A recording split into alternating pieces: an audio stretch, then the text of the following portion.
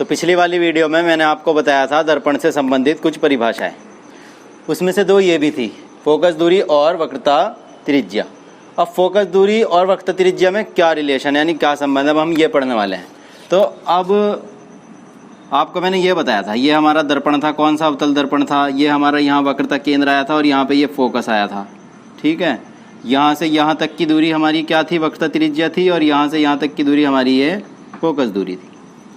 तो अब जब ये फोकस की डेफिनेशन मैंने आपको बताई थी, तो ये क्या था हमारा, फोकस की डेफिनेशन क्या थी, वक्रता केंद्र और ध्रुव के बीच तक की जो दूरी है हमारी वो वक्रता त्रिज्या है, और वक्रता केंद्र और ध्रुव के जो बीच का बिंदु है वो हमारा क्या होता है, वो फोकस होता है। तो यहाँ से यहाँ तक की दूरी जब ये r है, ये बीच का पॉइंट है, तो इसका मतलब क्या हुआ कि यहाँ तक की दूरी और यहाँ तक की दूरी सेम होगी, यानी कि ये r जो है f की कितनी हो गई, डबल हो गई। तो इसका क्या मतलब हुआ, इन दोनों में क्या रिलेशन है कि फोकस दूरी जो है वो वक्रता त्रिज्या की कितनी होती है, आधी होती है। या इसे ये ऐसे भी कह सकते हैं कि वक्रता त्रिज्या फोकस दूरी की दुगनी होती है, यानी कि f बराबर r/2, यानी फोकस दूरी जो है वो वक्रता त्रिज्या की कितनी हो गई, आधी हो गई, या वक्रता त्रिज्या फोकस दूरी की कितनी हो गई, दोगुनी हो गई। तो ये हमारा रिलेशन है फोकस दूरी और वक्रता त्रिज्या में। ठीक है, तो अब हम पढ़ेंगे प्रतिबिंब यानी कि इमेज। अब ये प्रतिबिंब क्या होता है, अब जैसे अब मेरे पास जो वीडियो जा रही है, तो ये क्या मैं रियल में जा रहा हूँ आपके पास, ये मेरी क्या जा रही है, एक मतलब पिक्चर ही तो जा रही है। तो ये मतलब प्रतिबिंब है, मतलब जो हम फोटो वगैरह खींचते हैं या जैसे हमारी परछाई वगैरह हो गई, तो ये सब क्या है, ये प्रतिबिंब होते हैं। तो अब प्रतिबिंब हमारा कितने प्रकार का होता है, एक वास्तविक प्रतिबिंब और एक आभासी प्रतिबिंब। अब वास्तविक प्रतिबिंब का मतलब क्या है, यानी कि जो रियल वाला प्रतिबिंब हो, जो हमें दिखाई दे, तो ऐसा प्रतिबिंब जिसे हम देख सकते हो वो वास्तविक प्रतिबिंब कहलाता है।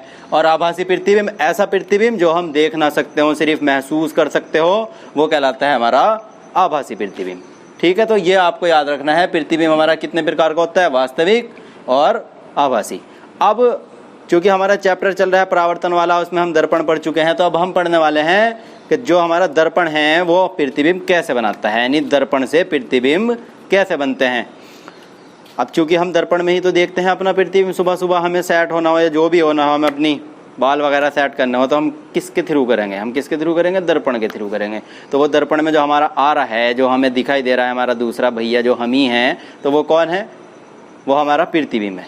तो अब वो प्रतिबिंब कैसे बना रहा है दर्पण हमारा, तो उसके पहले नियम है। तो दर्पण से प्रतिबिंब बनाने के हमारे कितने नियम है, 3 नियम है। यहाँ आप हेडिंग डालिएगा, दर्पण से प्रतिबिंब बनाने के नियम।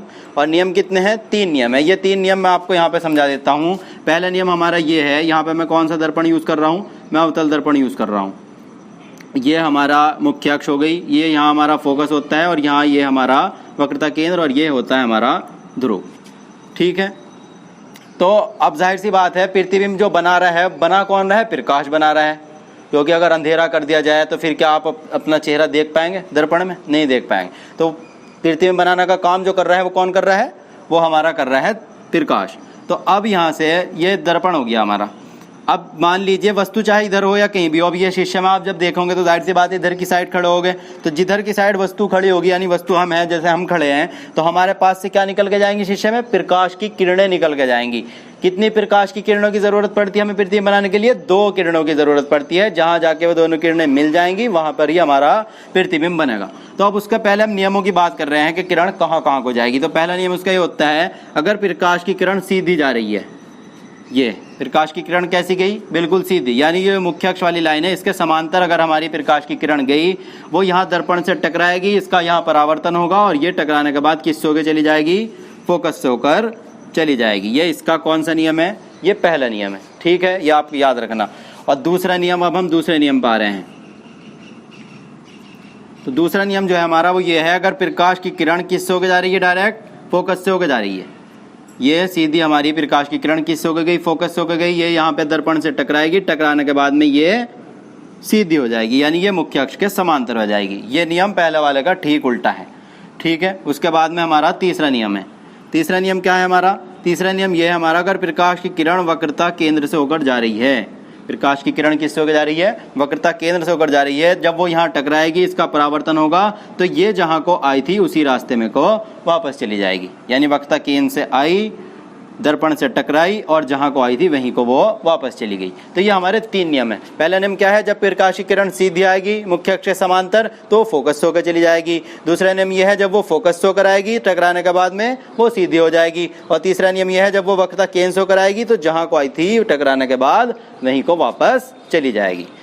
अब प्रतिबिंब बनते कैसे हैं ये मैं आपको अगली वाली वीडियो में बताऊंगा। अभी फिलहाल आपको इतना ही काम करना है। ये सारा का सारा आप अपनी कॉपी पर करिए और मेरे पास व्हाट्सएप कर दीजिए।